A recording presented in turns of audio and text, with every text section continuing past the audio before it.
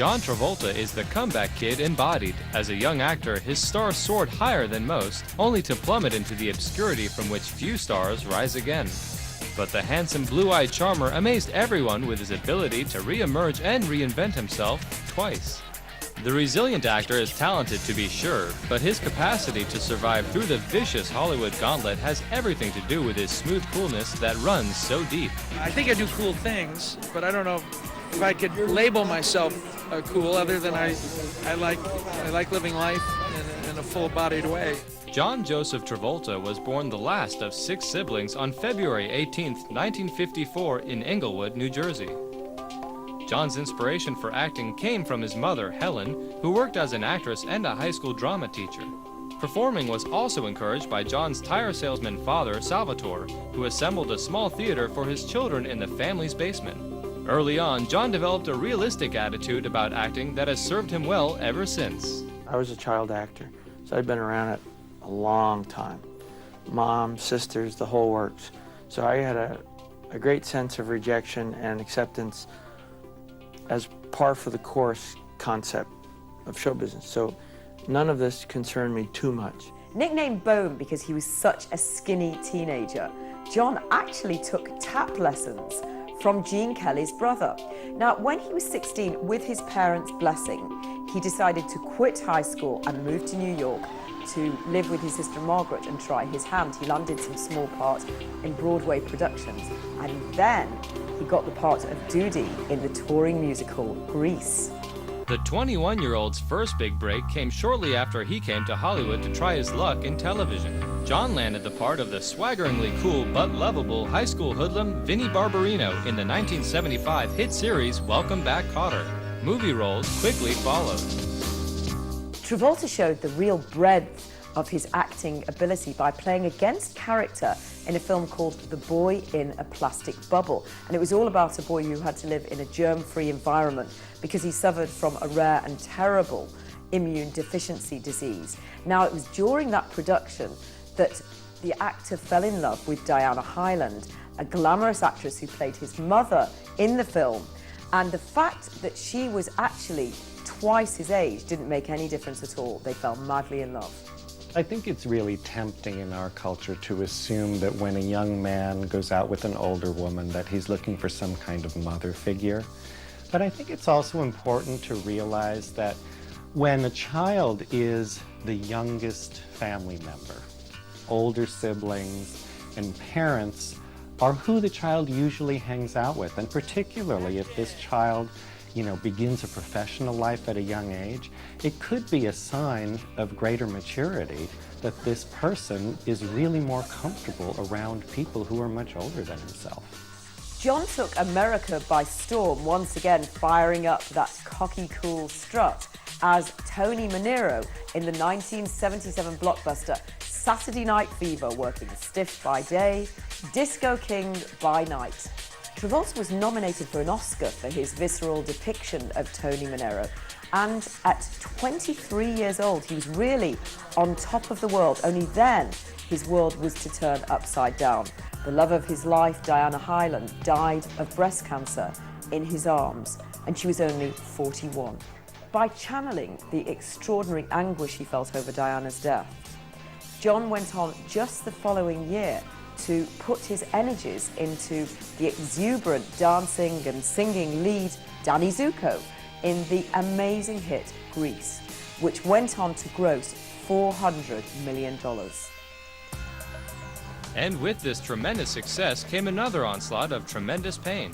The 24-year-old's mother, Helen, died of cancer in 1978.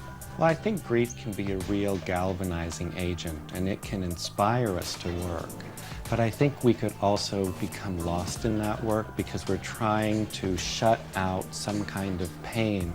We may throw ourselves into any role that's come our way, in any job. We may just look for any way to blot out that pain and perhaps find refuge in overwork. Travolta began his slow but steady descent into second-rate roles and downright flops. The disaster of the movie Moment by Moment churned up extra pathos because its storyline paralleled John's own life. It followed the tragic romance between a younger man played by John and an older woman played by Lily Tomlin. In 1981, during the shooting of director Brian De Palma's box office dud Blowout, Travolta began to suffer again from the insomnia that plagued him as a child while he waited for his mother to come home from her late-night acting jobs. Ultimately, the faltering actor took a 4-year break from movies altogether. I think whenever we use some kind of behavioral method to cope with our difficult emotions, so if we throw ourselves into work, if we use some form of escapism, then those emotions are still lying there under the surface. And when we're a child who feels a lot of abandonment because our parents maybe aren't around very much, those feelings will come up again in adulthood. And death is the ultimate form of abandonment. As adults, we frequently revert to coping mechanisms that we used as a child during times of stress. So it seems quite likely that at this period of time, an adult will use some of the behaviors and patterns that were adaptive as a child. John Travolta did eventually start acting again, but he was now entering his 30s and he was still seen as the rebellious young teenager. He couldn't get any decent roles. In fact, things got so bad that the only recognition he got was a Raspberry Award for the worst actor of the 1980s. Travolta made the utmost of his downtime. During the time that I was doing less film, I actually had a chance to go out and enjoy my life quite a bit too. I traveled the world and I rubbed elbows with all sorts of people and kind of rekindled my purposes for doing movies and acting. In 1989, while he was working on the eminently forgettable movie The Experts, John Travolta met actress Kelly Preston, and the two of them really hit it off. There was just one problem, that Kelly was already married. Well, she got divorced and she went on to date George Clooney and Charlie Sheen before she eventually got together again with John Travolta in 1991. And this time it stuck. The two fell for each other passionately. Being an old-fashioned romantic, John impressed Kelly with his fancy footwork on and off screen, and the two of them were frequently out on the town strutting their stuff. Well, that's one thing about John. He's living proof that some white people do have rhythm. Well, it's true. He's right. John managed to charm Kelly Preston, of course, and they got married in September 1991. The ceremony was performed by a French Scientology minister, and that wasn't apparently legal, so they had to do it all over again with somebody more official. Then, 7 months, 8 days later, Jet Travolta, their first child, their son, was born, and he was apparently conceived during a weekend visit to the home of Bruce Willis and Demi Moore. While he met with success on a personal level, Travolta's career was still floundering. But then, in 1994, the new edgy director Quentin Tarantino was casting his second film, Pulp Fiction. In a twist of fate, Michael Madsen turned down the part of Vincent Vega to appear in Kevin Costner's box office flop, Wyatt Earp. Understandably, Madsen continues to be angry about making the wrong choice. A longtime Travolta fan, Tarantino turned to the largely out-of-work 40-year-old to play the glib and likable hitman Vega. When we come back, Travolta's career is resurrected thanks to Tarantino's nostalgia. I think Quentin has always taken a personal interest in my career, even before he was in a position to help me.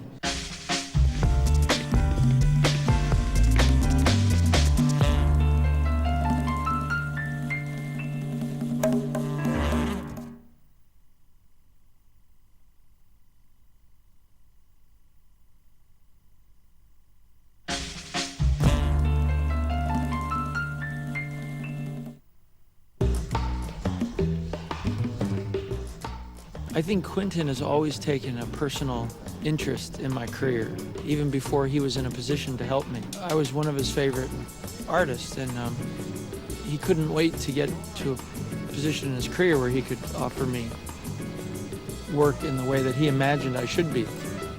The young director's casting choice changed Travolta's life forever. Well, he just allowed me to be the actor that I knew I was, because he trusts me. Any director that lets me go and do my thing, because that's my job, is to me the smartest director. Because if you hire someone like me, you're hiring an unpredictable actor. And that's okay, but you just have to, you can't try to harness that, because it's my gift to you as a director is to do something different.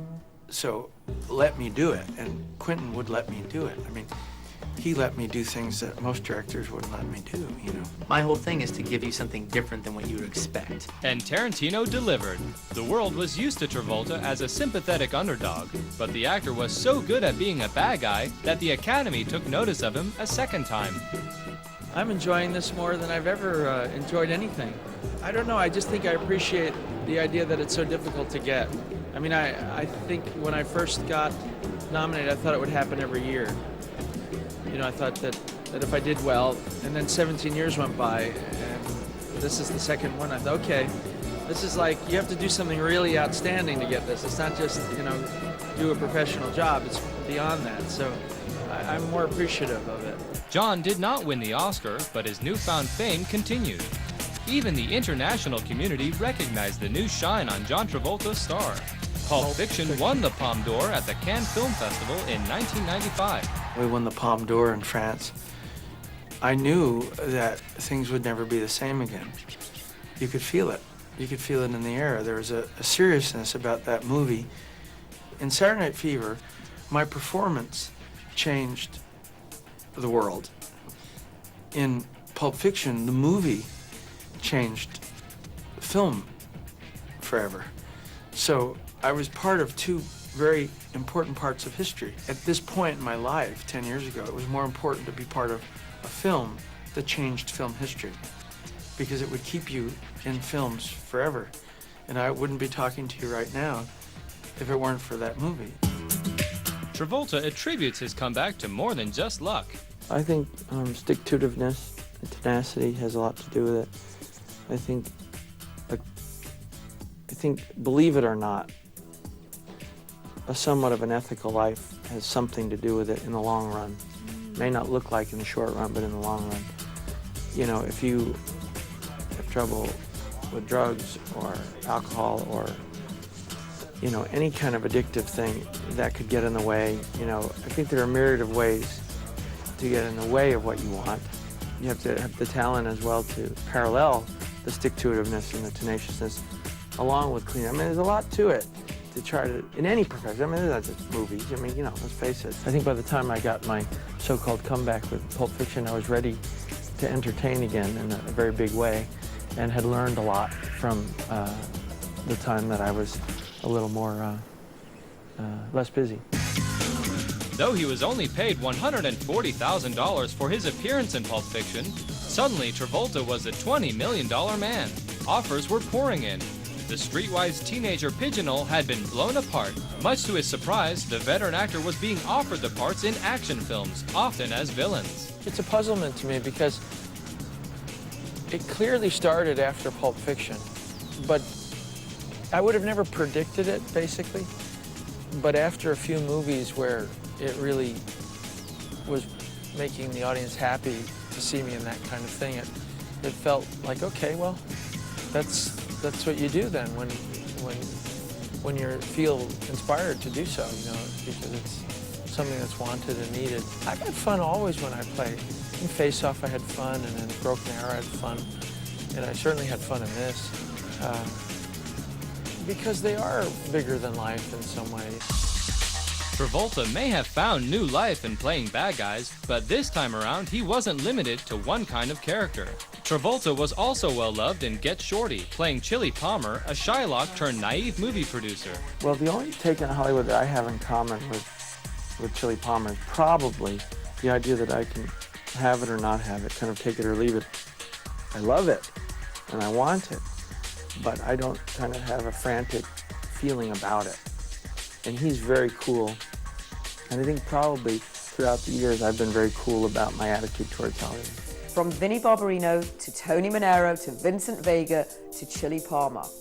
The transition of mainstreaming John Travolta was completed when he landed the role of the President of the United States in Primary Colors. And when he talks about his role in that film, it's almost as though he's talking about his own career path.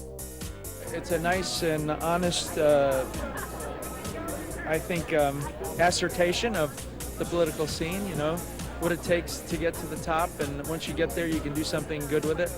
But on the way, there's some interesting turns that one has to take. Travolta continued to be very successful, although what's interesting is that he managed to turn down a number of plum roles and inadvertently ended up jump-starting the careers of Tom Hanks and Richard Gere. He rejected Splash, Days of Heaven, American Gigolo, Officer and a Gentleman, and Apollo 13, and his reasoning for turning down these roles was rather dubious. I was offered a movie called Officer and a Gentleman years ago.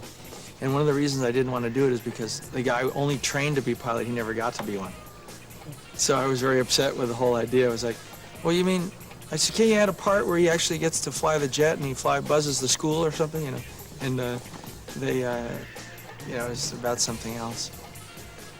Travolta's new challenge would be to keep his regained recognition as a box office draw. The actor's staying power was seriously tested by starring in and producing Battlefield Earth, a film based on the teaching of Scientology founder L. Ron Hubbard. The $70 million sci-fi action film should have been good, but it sank at the box office and the comeback kid went down with the ship. With ticket sales barely covering the cost of Travolta's inflated salary, Hollywood was having a hard time justifying his enormous fee.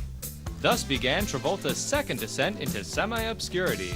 Earlier in his career, Travolta had been introduced to the teachings of Scientology, and despite the religion's very controversial reputation, Travolta maintains that the teachings and the spiritual perspective he found really helped to keep him afloat during the wild fluctuations of his acting career. My faith, you know, it saved my life, but if you needed to find out if I felt like I was given a second chance or something, I was. Because I think that people like James Dean and Marilyn Monroe and Elvis Presley didn't make it. And I'm here today. You know, there's a report on hard copy last night or the night before where it has me purchasing the attempt of purchasing a supersonic jet. And the title was, "Stay tuned to see about John Travolta's need to have speed, of how it could have killed him." Now, could have is the operative phrase there, okay? 40 years ago, James Dean died in a car crash. Marilyn Monroe died of an overdose. Elvis died. You know, now they're writing titles about how I could have died, you see what I mean? And I much prefer that. And so I think I've been given the gift of survival, and especially through my religion. Yeah. When we come back, we find out how Scientology kept John on the straight and narrow. My involvement in Scientology, which is a spiritual-based religion, gave me a very distinct perspective on life.